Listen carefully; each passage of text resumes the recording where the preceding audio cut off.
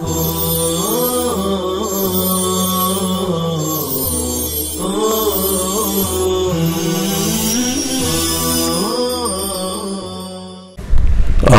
بالله من الشيطان الرجيم. بسم الله الرحمن الرحيم.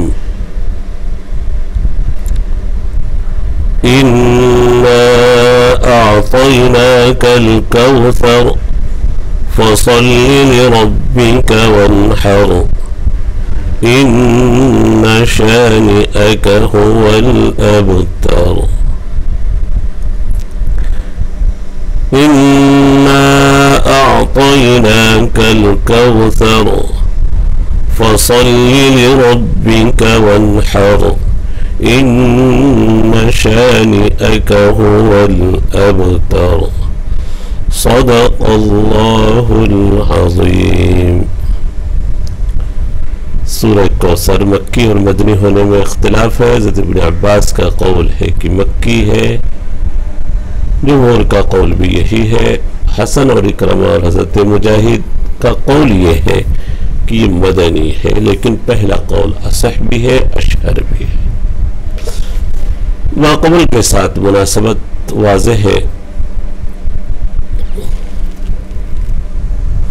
کہ مہمات سورت والضحیٰ سے شروع ہوئی کہ اللہ مہمات سورت یا مہمات شرع یا مہمات رسالت اس کا ذکر شروع ہوا تھا.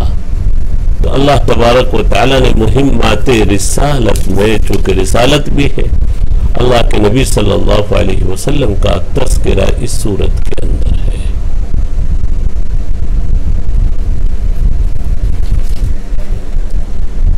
اللہ کے نبی صلی اللہ علیہ وسلم کا تذکرہ. پھر ماقبل سے ایک اور مناسبت ظاہر ہے کہ سورہ معون کے اندر نماز میں سستی کرنے والوں کا ذکر تھا، منافقین، اور زکوٰۃ روکنے والوں کا ذکر تھا. اللہ تبارک و تعالیٰ فرما رہے ایمان والوں کے تعلق سے، خصوصاً نبی کے تعلق سے، اہل ایمان سے مخاطب کرتے ہوئے، یہ لوگ مالی حق کو بھی خوب ادا کرنے والے ہیں اور نماز کو بھی اچھی طرح ادا کرنے والے ہیں. سورہ کوثر کی تلاوت کی بھی ایک فضیلت ہے. جو شخص اس سورت کی تلاوت کرتا رہے گا، اللہ تبارک و تعالیٰ اس کو جنت کی ہر نہر سے سیراب فرمائیں گے. شان نزول سورت کا یہ ہے کہ عاص بن وائل نے ایک دفعہ اللہ کے نبی صلی اللہ علیہ وسلم سے مسجد میں ملاقات کی، مسجد حرام باب بنی سہم کے پاس. بات چیت ہوتی رہی. وہ وقت ایسا تھا کہ اسی دوران اللہ کے نبی صلی اللہ علیہ وسلم کے صاحبزادے حضرت قاسم کی وفات ہوئی تھی. تو انہوں نے کہا اب ان کی نسل ختم ہو جائے گی، یہ مقطوع نسل ہو جائیں گے، یہ ابتر ہو گئے، ان کی نسل بھی نہیں چلے گی. نرینہ اولاد کو اللہ نے اٹھا لیا اور ان کا دین بھی ان کے ساتھ رخصت ہو جائے گا. اللہ تبارک و تعالیٰ نے آپ صلی اللہ علیہ وسلم کو تسلی دیتے ہوئے ارشاد فرمایا یہ لوگ خود ختم ہو جائیں گے، ان کی نسل نہیں رہے گی، ان کا نام باقی نہیں رہے گا. اللہ تعالیٰ آپ کی روحانی نسل کو اور دختری نسل کو اللہ تبارک و تعالیٰ زندہ رکھیں گے. یہ تو بیٹوں کے وفات دینے کی ایک بڑی مصلحت تھی کہ آپ آخر الزمان، نبی آخر الزمان، خاتم النبیین ہیں.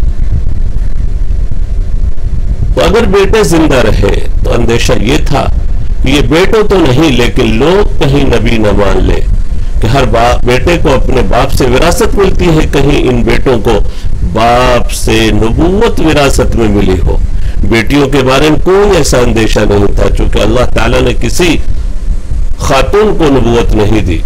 جتنے بھی پیغمبر ہوئے سب کے سب مرد ہوئے. وَمَا أَرْسَلْنَا مِن قَبْلِكَ إِلَّا رِجَالًا نُوحِي إِلَيْهِمْ.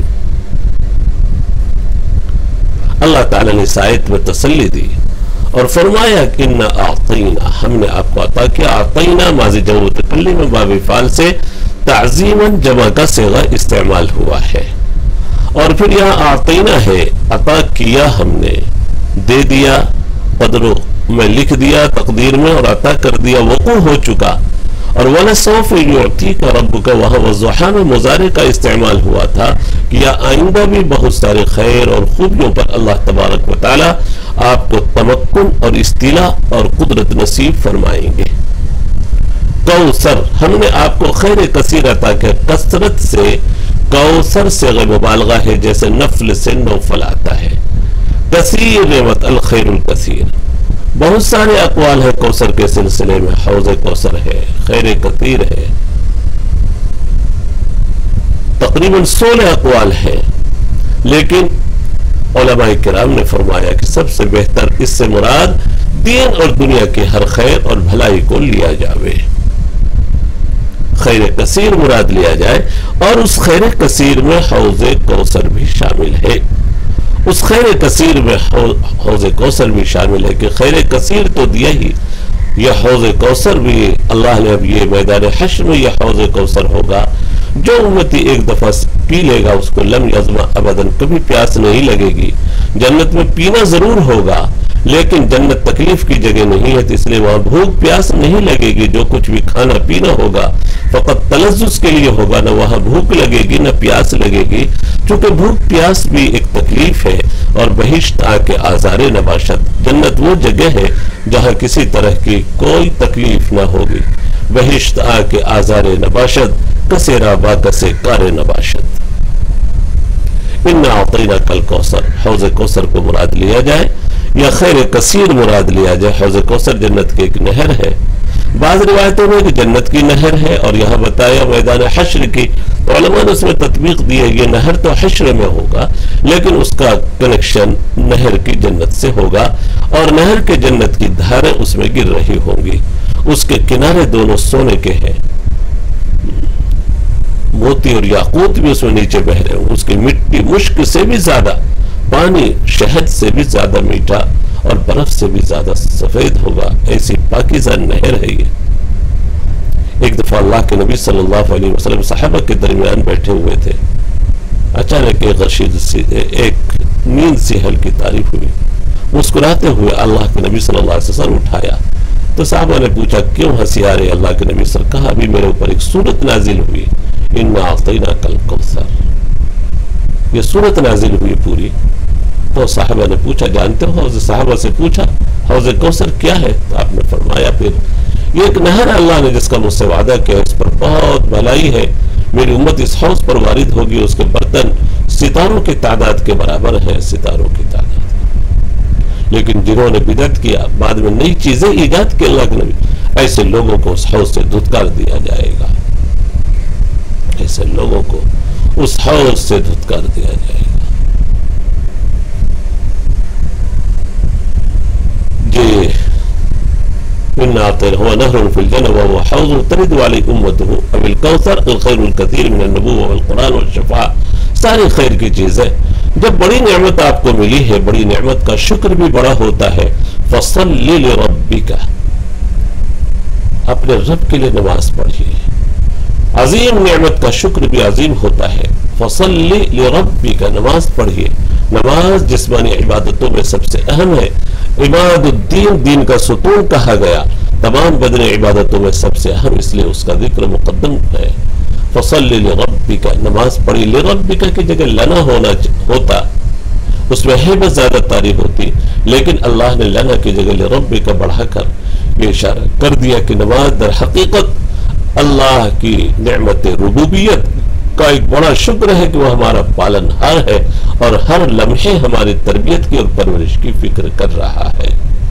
ونحر، اور قربانی بھی کیجئے، نحر اصل صدر الابل، صدر الناقہ، اوپر جو جہاں پر قلادہ باندھا جاتا ہے جانور کے، اس حصے کو نحر بولا جاتا ہے، اور اونٹ کو کھڑے کھڑے اسی طرح ذبح کیا جاتا ہے۔ یہ لفظ در حقیقت اونٹ کے ذبح کے لیے خاص ہے، پھر ہر ذبح کے لیے اور ہر ذبیحے کے لیے اور قربانی کے لیے یہ عام ہو گیا۔ ونحر، آپ نماز پڑھیے، آپ قربانی کیجئے، ونحر، آپ قربانی کیجئے اونٹ کی۔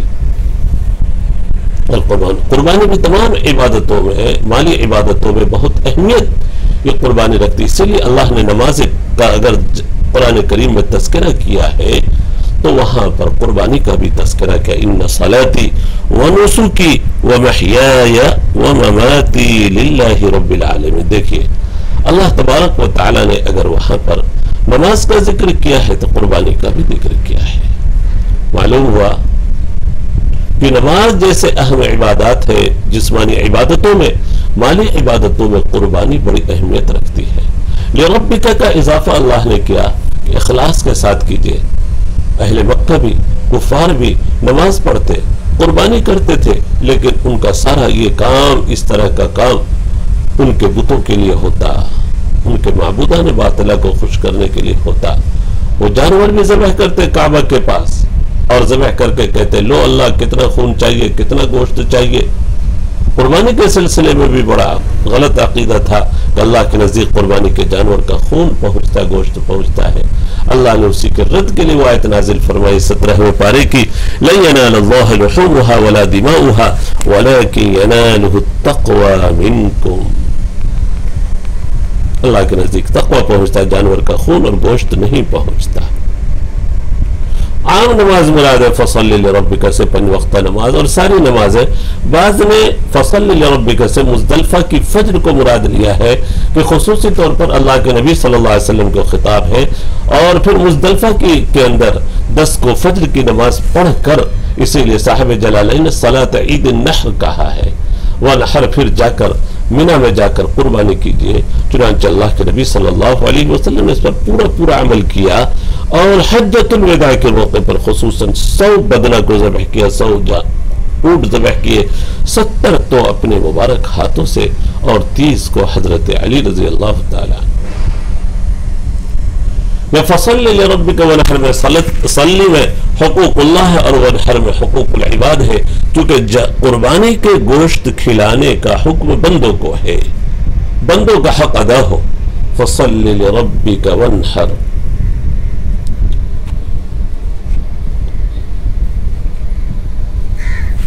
جی ان شانئک هو الابتر۔ شان ان کے معنی دشمن کے ہیں، شان اباب فتح سے دشمنی رکھنا، عداوت رکھنا، اور دشمنی کی وجہ سے کسی سے بھاگنا، جدائی اختیار کرنا۔ سمع فتح دونوں باب سے آتا ہے، شنع یشنو اور شنع یشنو۔ شانع اس میں فاعل ہے، آپ سے دشمنی اور بغض رکھنے والا۔ ابتر صیغہ صفت ہے یا اس میں تفصیل ہے؟ بطرہ کے معنی آتے ہیں البتر قطع الزب، دم کو کاٹنا۔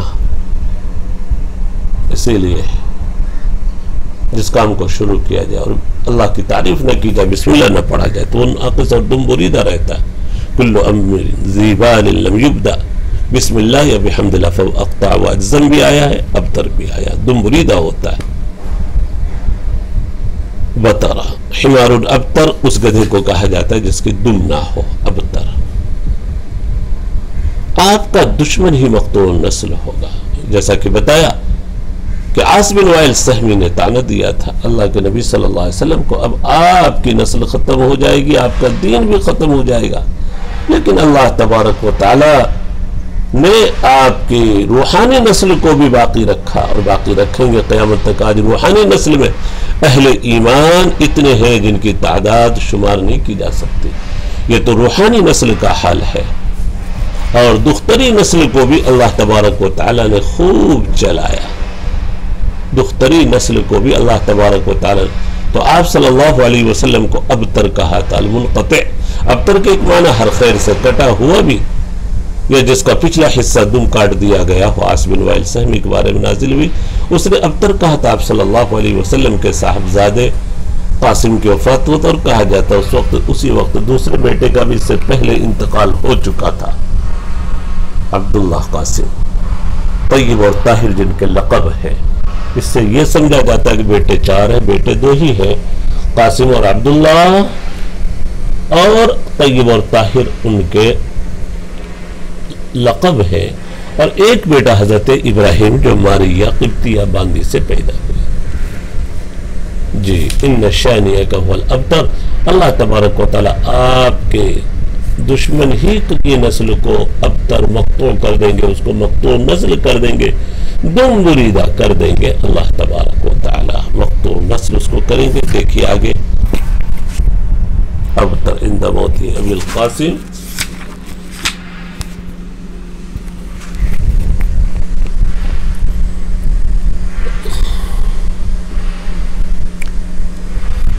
اور 4 بیٹیاں آپ صلی اللہ علیہ وسلم، 2 بیٹے ہو گئے عبداللہ، قاسم، جن کا لقب طی طاہر ہے، تیسرے بیٹے ابراہیم، اور 4 بیٹیاں زینب، رقیہ، فاطمہ، ام کلثوم، یہ سب حضرت خدیجہ سے ہیں۔ اللہ کے نبی صلی اللہ علیہ وسلم کے سارے اولاد کی وفات آپ کی زندگی میں ہو گئی۔ حضرت فاطمہ وفات نبی کے بعد بھی زندہ رہی۔ اللہ تبارک و تعالی ہم سب کو اولاد نبی کے ساتھ حشر فرمائے، پیغمبر کے ساتھ اللہ تبارک و تعالی ہم سب کے حشر فرمائے، پیغمبر میں اللہ تبارک و تعالی جنت کی رفاقت نصیب فرمائے، حوض کوثر سے اللہ ہم سب کو سیراب فرمائے۔ الحمدللہ سورہ کوثر بھی پوری ہوئی۔ اللہ تعالی ہم سب کو عظیم محدث بھی بنائے، مفسر بھی بنائے۔ وصلی اللہ علی النبی الکریم وعلی آلہ واصحابہ اجمعین۔ السلام علیکم ورحمۃ اللہ وبرکاتہ۔